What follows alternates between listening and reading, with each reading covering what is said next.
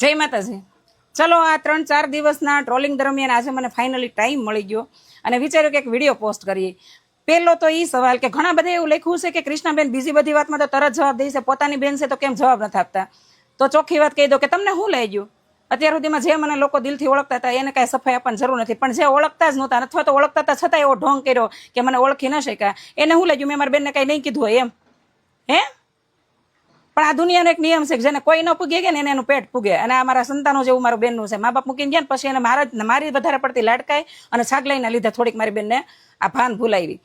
હવે પહેલી વાત અહીંયા સફાઈ નથી આપતી, પણ એક ચોખવટ કરી દઉં કે જે લેડીઝ લોકો એ કમેન્ટ કરી છે એને આ ચોખ્ખો જવાબ દઉં છું કે એક સ્ત્રીની સૌથી મોટી દુશ્મન હોય છે. જો એ સ્ત્રીને ન સમજે કે ને તો એ કોઈ ન સમજે કે પેલા જાણ્યા જોયા વગરના જેણે એવી રાંડુ એ કમેન્ટ કરી છે કે 8 વચ્ચે એક બેઠી હતી તો શરમ આવી જોઈએ. આ ઈ મારી બેન છે કે જેને મેં હારે મોકલીશ કન્યાદાન દઈ, બરાબર, કે એને કોઈ દી મેં રિહામણે નથી આવવા દીધી. અને 8 વચ્ચે એક લેડીઝ બેઠી હતી ને એ બેઠી નહોતી. તમે અહીંયા જોયું ન હોય ને એટલે તમને ખબર ન હોય. મેં પહેલો જ પ્રશ્ન મારી બેનને ખીજાઈને ઈ જ કીધો હતો કે તને જરાય શરમ ન આવી મમ્મી પપ્પાની આબરૂનો આ કે તે મારી તને વિચાર ન આવ્યો.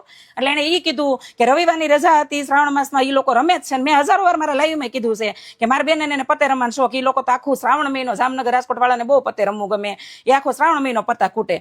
રવિવારની રજા હતી, બેનના હસબન્ડ ઘરે હતા તો ઈ લોકો એના ઘરે રમવાનું પ્લાનિંગ કર્યું. વિચાર કરો કે જયારે કહીને કાગડો બેહવાન થાય, ડાળને ભાંગવાન થાય, જયારે નબળી પરિસ્થિતિઓ અને સમય ચાલુ થાય ને ત્યારે બધા પાસાઓ એના હાથે ગોઠવાઈ જાય.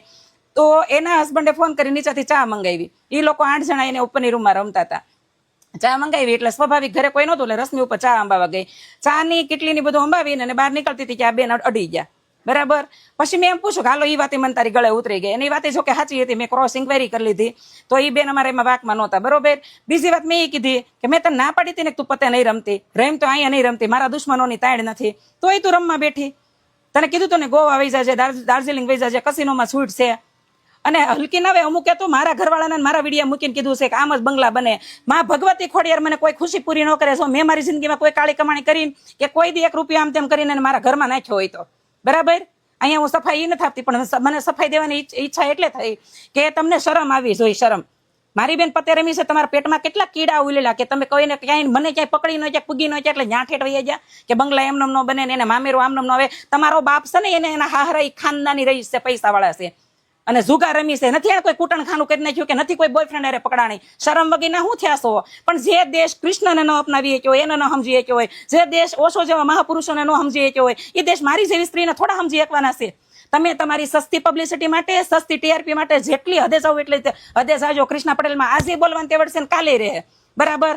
કારણ કે મેં પરિવાર કરતા પહેલા ભ્રષ્ટાચાર માટે, દેશ માટે લડીશું. રાષ્ટ્રપ્રેમ મારા રગરગમાં છે અને રાષ્ટ્રપ્રેમ કરવા માટે કઈ આર્મીમાં જવું જરૂરી નથી હોતું, અમારા બાપે શીખવાડ્યું છે.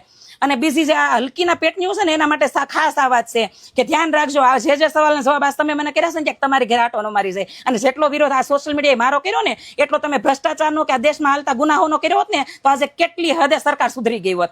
અને આ પહેલો સિસ્ટમને હોતે સવાલ છે કે ખરેખર તમને એટલું બધું દાજે છે અને જે હદે તમે આ વાતને એટલે હાઈ પાપી છે એ હદે તમે બીજા કામ કર્યા હોત ને તો અત્યારે મારી જેવી લેડીઝોને આવી રીતે માર્કેટમાં ન ઉતરવું પડ્યું હોત. કોઈ નાનો એવો શોખ કે કોઈ નાની એવી ભૂલને તમે આવડી હાઈ પાપો છો ત્યારે ખબર પડે કે તમારી માનસિકતા કઈ લેવલની છે. અને અહીંયા મેં મારી બેનનો હસોડો એટલે હસોડો સપોર્ટ નથી કર્યો. જે મને નજીકથી ઓળખે છે બધાને પૂછી લેવાનું છૂટ છે કે મારી બેનને મેં પૈણા પછી લાફો મારેલો છે. કયા એવા માણસો છે પોતાનો દીકરો જુવાન થાય પછી આંગળી નથી અડાડતા. મેં ક્યાંય કોઈ દિવસ મારી બેનને કોઈ ગલત સાથમાં કે ગુનામાં ક્યાંય સપોર્ટ નથી કર્યો, એટલું યાદ રાખજો. અને એને કર્યું ને એવડું મોટું પાપ નથી. ત્યાં સુધી મેં મારી બેનને ગમકાવી અને ઘસકાવી